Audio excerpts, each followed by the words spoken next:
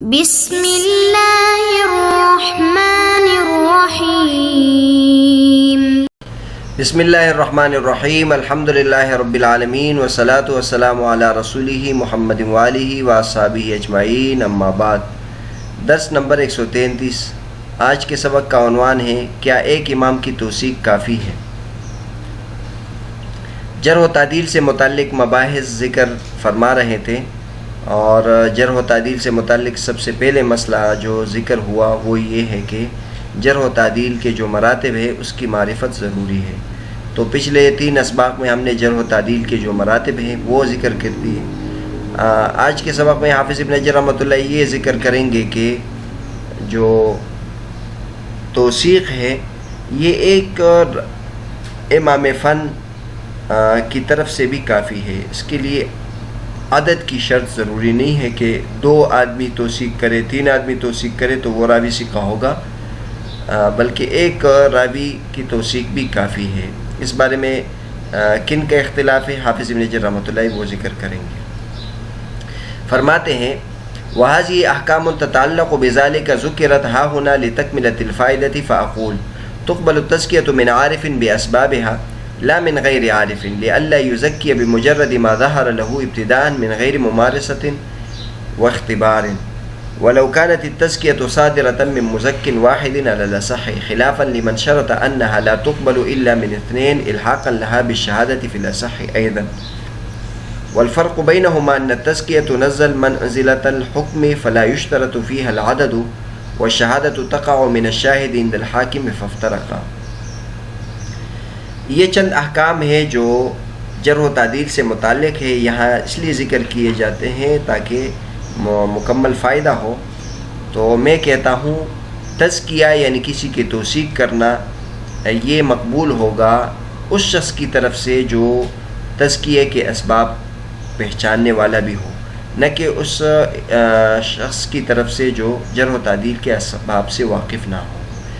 یہ اس لیے یہ شرط لگائی جاتی ہے تاکہ وہ کسی کی توثیق نہ کرے، کسی کا تزکیہ نہ کرے،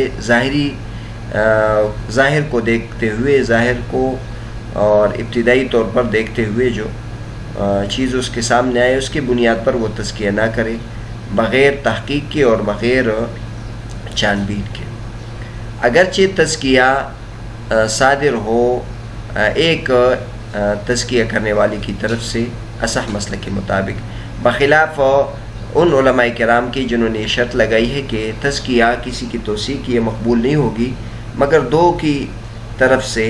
وہ حضرات اس کو شامل کرتے ہیں شہادت کے ساتھ اور اصح مسلک کے مطابق بھی، یعنی ان کے ہاں بھی پھر اس میں اختلاف ہے، ان کے ہاں بھی جو اصح مسلک ہے وہ یہ ہے کہ وہ شہادت کے ساتھ اس کو ملحق کرتے ہیں، جبکہ ان دونوں کے درمیان فرق ہے، اور وہ فرق یہ ہے کہ تزکیہ یہ بمنزل حکم کے ہے، بمنزل فیصلے کے ہیں، اس لیے اس میں عدد کی شرط نہیں ہے، اور شہادت جو ہے یہ شاہد کی طرف سے حاکم کے پاس واقع ہوتا ہے، لہٰذا ان دونوں میں فرق ہے۔ اس عبارت میں حافظ ابن حجر رحمۃ اللہ نے 2 باتیں بیان فرمائی ہیں۔ ایک تو حافظ ابن حجر رحمۃ اللہ نے یہ بیان فرمایا کہ تزکیہ یعنی کسی کو ثقہ قرار دینا، کسی کے بارے میں جرح کرنا، یہ اس شخص کی طرف سے مقبول ہوگا جو جرح و تعدیل کے اسباب سے واقف بھی ہو۔ پیچھے جرح و تعدیل کے اسباب ذکر کر دی ہے، تو جو ان اسباب کی بنیاد پر جرح کریں گے، ان اسباب کی بنیاد پر تعدیل کریں گے۔ مثلا صرف ظاہر کو دیکھتے ہوئے کہ وہ ایک شخص صوم و صلات کا پابند ہے، اس کی بنیاد پر توثیق کرنا، یا جو شخص مثلا بظاہر ایسا نہیں لگتا کہ وہ صالحین میں سے ہے، اس کی تجریح کرنا، یہ بات نہیں ہے، بلکہ جرح و تعدیل کے اپنے اسباب ہیں۔ اگر ایک شخص صوم و صلات کا پابند ہے لیکن اس کا حافظہ خراب ہے، ضبط اس کا ناقص ہے، تو اس کی بنیاد پر اس کو تجریح کی جا سکتی ہے۔ اور اسی طرح وہ شخص جو بظاہر صالحین میں سے نہیں ہے لیکن وہ ضبط اس کا ٹھیک ہے، حافظہ اس کا ٹھیک ہے، اور شرعی جو ضروری چیز ہے وہ اس کا اہتمام کرتا ہے، تو وہ ثقہ بھی شمار ہوگا۔ تو بہرحال جرح و تعدیل کے اپنے اسباب ہیں، تو جرح و تعدیل کے لیے جو سب سے پہلی چیز ضروری ہے کہ کون آدمی اس کی جرح کر رہا ہے، کون آدمی اس کی توثیق کر رہا ہے، اس کا خود ان اسباب کا پہچاننے والا ہونا ضروری ہے۔ اب یہ ہمیں کیسے معلوم ہوا کہ کون آدمی یعنی ائمہ جرح و تعدیل میں سے ہے، کون نہیں ہے؟ تو اس کے لیے علماء کرام نے کتابیں لکھی ہیں۔ چنانچہ شیخ عبدالفتاح بغداد صاحب نے چند رسائل اکٹھے کیے جو اس موضوع پر لکھی گئی ہیں، اربع رسائل فی علوم الحدیث۔ اس میں ایک ذکر من یعتمد قولہ فی الجرح والتعدیل، ان علماء کرام کا تذکرہ جن کا قول جرح و تعدیل میں مقبول ہے۔ یہ اسی طرح المتکلمون فی الرجال، وہ کون کون سے ائمہ جنہوں نے جرح رجال میں کلام کیا ہے۔ اسی طرح الاعلان بالتوبیخ لمن ذم التوریخ، یہ 3-4 رسالے ہیں علامہ ذہبی، علامہ سبکی، علامہ سخاوی رحمۃ اللہ کی، جو اس میں ان میں صدیوار باقاعدہ ان حضرات کے نام ذکر کیے کہ صحابہ کرام میں کون تھے، تابعین میں کون تھے، تبع تابعین میں کون تھے، پہلی صدی، دوسری صدی، تیسری صدی میں کون کون سے ائمہ تھے جو جرح و تعدیل کے امام تھے۔ لہٰذا ایک تو ان کے جو تعدیل ہے، ان کی تجریح ہے وہ مقبول ہوگی، ہر شخص کی تعدیل تجریح مقبول نہیں ہوگی۔ دوسرا مسئلہ جو حافظ ابن حجر رحمۃ اللہ بیان فرماتے ہیں وہ یہ ہے کہ تزکیہ ایک شخص کا بھی کافی ہے، ایک امام فن کا بھی کافی ہے، لیکن یہ اصح مسلک کے مطابق ہے اور یہ جمہور کا مسلک ہے۔ بعض علماء کرام نے یہ شرط لگائی ہے کہ تزکیے کے لیے 2 آدمیوں کا ہونا ضروری ہے، وہ اس کو شہادت کے ساتھ ملحق کرتے ہیں۔ ان کی دلیل یہ ہے کہ جس طرح شہادت میں 2 کا ہونا ضروری ہوتا ہے، اسی طرح کسی کا تزکیہ، کسی کی توثیق کے لیے بھی 2 کا ہونا ضروری ہے۔ لیکن حافظ ابن حجر رحمۃ اللہ اس کا جواب دیتے ہیں کہ ان دونوں کے درمیان فرق ہے۔ جو توثیق ہے یہ بمنزل فیصلے کے ہیں، اور فیصلہ جو ہوتا ہے وہ حاکم کرتا ہے، حاکم کا کے لیے 2 ہونے ضروری نہیں ہوتا، بلکہ عموماً وہ ایک ہی ہوتا ہے، ایک حاکم ہوتا ہے وہ فیصلہ کرتا ہے، اور حاکم ایک ہوگا تو وہ فیصلہ اچھے طریقے سے کرے گا، نہیں اگر فیصلے کرنے والے کئی ہوں گے تو اس میں بھی اختلاف ہو سکتا ہے۔ اس میں عدد کی شرط نہیں ہے، اور شہادت میں جو وہ تو شاہد کی طرف سے ہوتا ہے، وہ 5 بھی ہو سکتے ہیں، 6 بھی ہو سکتے ہیں، 7 بھی ہو سکتے ہیں، وہ شاہد کی طرف سے شہادت ہوتی ہے، لہٰذا اس میں عدد کی شرط لگائی گئی ہے، جو حاکم ہے اس میں شہادت کی شرط نہیں ہوتی، لہٰذا ان دونوں کے درمیان قیاس مال فارق ہے۔ یہ کون حضرات ہیں جن کا یہ مسلک ہے؟ تو یہ الکفایہ میں لکھا ہے کہ بعض فقہا کا یہ مسلک ہے، تو بہرحال محدثین کا یہ مسلک نہیں ہے اور جمہور فقہا کا بھی یہ مسلک نہیں ہے۔ اس جیسے اختلاف سے کوئی فرق بھی زیادہ نہیں پڑتا۔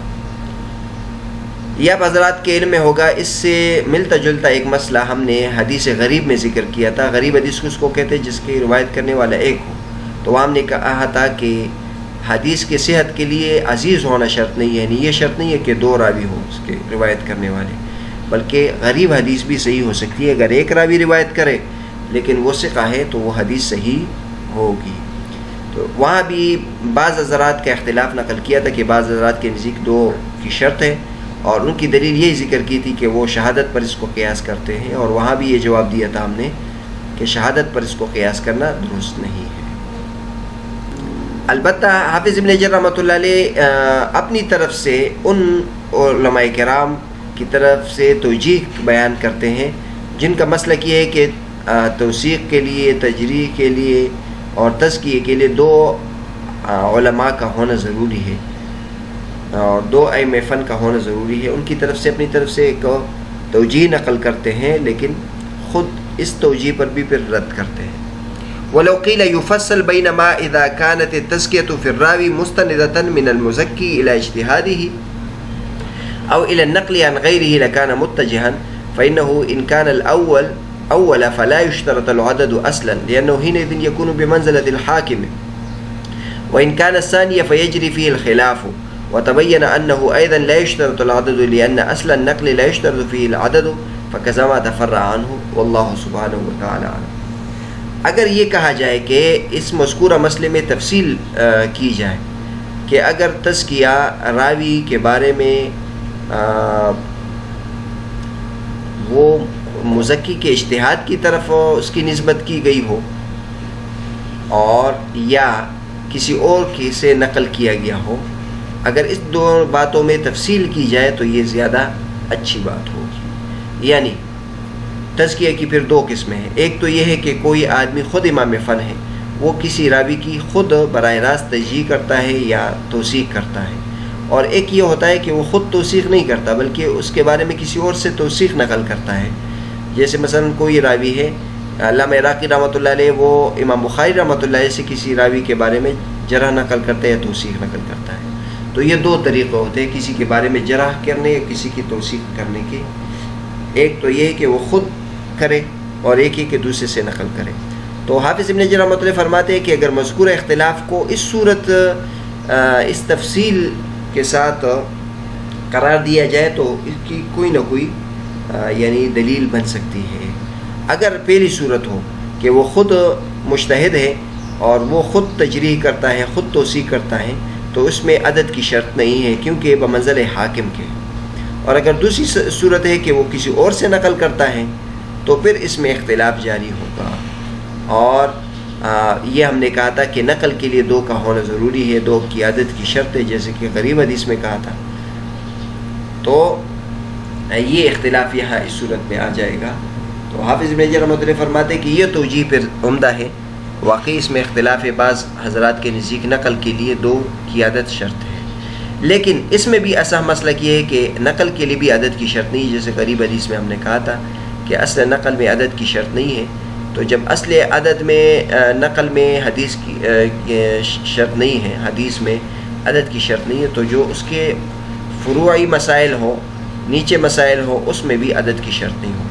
یعنی جب اس بات کی شرط ہم نے حدیث میں نہیں لگائی کہ حدیث نقل کرنے والے دو، اس کے لیے دو کا ہونا ضروری ہے، تو اب آگے جو اس کے فروعی مسائل ہیں کہ اس کے راوی کی توثیق کے لیے بھی دو کی عدد شرط نہیں ہے.